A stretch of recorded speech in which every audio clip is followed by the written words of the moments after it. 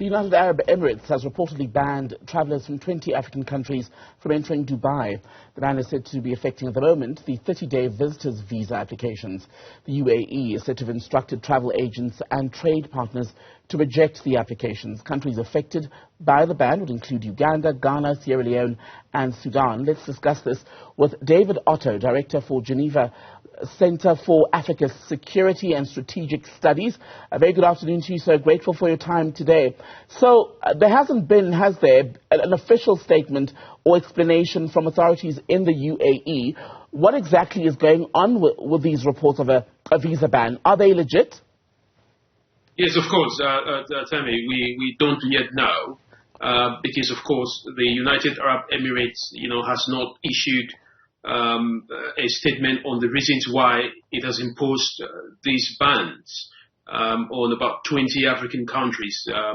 So it's a bit of, we're picking up the breadcrumbs, so to speak, in terms of perhaps, what may have caused this. But again, yet there is no official position. But remember, this is not something new. I mean, countries often behave, like friends, when they have a disagreement, from a diplomatic or a political angle, they have very limited options, to pass on their messages. Besides, of course, one of those options would be to ban, traveling of certain individuals or to impose sanctions, or not just to speak to each other. So it's a bit of a situation of us trying to figure out exactly what the reasons are for this ban, but it's not yet very clear what why the United Arab Emirates has imposed these bans. So, in the case of Nigeria, which was the first country to make headlines as far as this reported ban is concerned, some were saying that there'd been simmering tension between Nigeria and the UAE, but now, if it is 20 states in Africa, it is somewhat difficult, is not to imagine that the UAE would have problems with 20 African states at the same time. It could also be, a decoy. Perhaps, this was intended for Nigeria alone. But, again, now that we have about 20 African countries, then maybe what the UAE wants to do is to kind of review, its diplomatic relations with most African countries, of course, because, if we look at the ban, about 14 West African countries, we have countries from Central Africa, like Cameroon is included. We also know that this is not the first time that the UAE has imposed bans, on African countries. South Africa has been a victim of that, especially during the period when there was COVID. So it's not new. This is not a new measure that the UAE is taking. I know in the case of Nigeria, for example, there has been complaints of, criminal gangs, launching cultist behaviors in the United Arab Emirates. There have been issues where Nigerians have been found to commit offenses, or they've been stranded in the United Arab Emirates as a result of their government not being proactive to deal with them. So that is understandable, but critically, banning 20 African countries is a big message, and I hope that there is a good reason for this.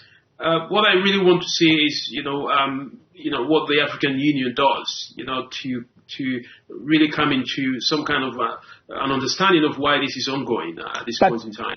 You bring up the African Union. What can it do? Because I'm curious about the likelihood of the African Union or the affected countries imposing a similar restriction, a ban on UAE travellers. Would that work? Would that have as much of an effect?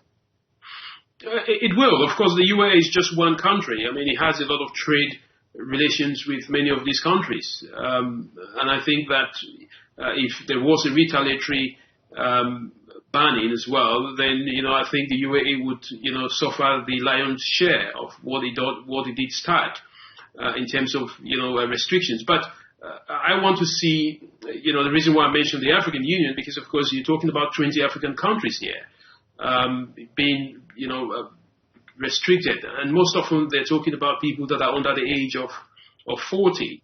being banned from getting any tourist visas or things like that. So I think I want to see the African Union step up and ask these very critical questions. But what may happen, the likelihood is that each individual country would be expected to, first of all, establish the reason why it has been included in this list, and to then be able or to have the opportunity to go back to the United Arab Emirates and say, why have we been included? What is going on? And for some kind of a bilateral talk, between the UAE and each and every one of the countries that have been included in the ban. I don't think, as much as I would expect, that we would have the big hammer of the African Union jumping into the situation at this point in time, because it's still very early days. And the first thing we really need to know is why this ban and why these countries. So, David, on the reasons, yes, we're waiting for official confirmation or a denial or dispute from the UAE as far as what's being reported so far on this decision to restrict people getting the 30-day travel visas to go into the UAE, Dubai. But one of the articles I was looking at, for instance, was talking about how there's been an issue, for example, with people who come in on a 30-day visa but never actually leave. And if that is true for the affected countries, would it be fair to suggest that their governments then need to reflect on why their citizens travel and then once abroad don't want to go back home? Yes, of course, that's a very critical point if it is established. But these are decisions that have to be made with individual countries. A lot of African people that travel to Dubai, and also, you've got to remember that they do invest a lot in Dubai. So it's a question of balancing that diplomatic relations and economic relations, trade relations. It's no good, to apply a blanket policy or some kind of a substantial blanket policy, because you're talking about tourist visas here. Perhaps maybe it's different for people who want to go and do business, but it's a bit challenging for African countries when such a blanket policy is imposed on banning each and everyone on the basis, perhaps, of reasons being that some people travel to Dubai and never return. This is true with many countries where people travel and perhaps they decide to stay. But I think what is critically important is for African countries to look at the individual reasons and see how they can have talk to their foreign affairs compatriots and see what needs to be done. But again, as I mentioned earlier on in my opening remarks, this is how countries behave. They behave like friends. I mean, but the difference is they can only express themselves by imposing bans on travel or sanctions. That way, they can sit on the table and then discuss what the differences are. And this is what I expect. David Otto, Director at the Geneva Centre for African Security and Strategic Studies. Good to have your time, sir.